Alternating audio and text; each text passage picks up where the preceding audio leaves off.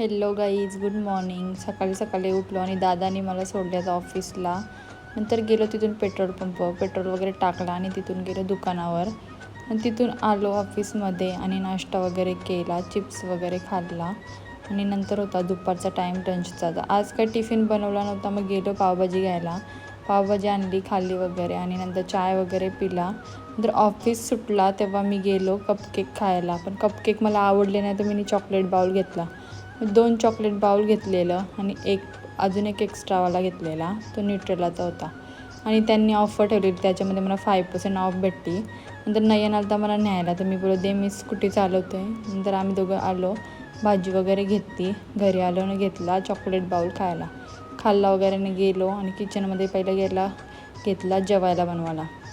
जेवायला आज होता डाळ, भात आणि भेंडं फ्राय करत ठेवलेलं.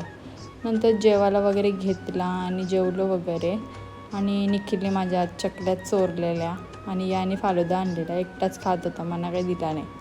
नंतर मग आम्ही गेलो चालायला, चालून आलो वगैरे आणि गप झोपलो. Good night.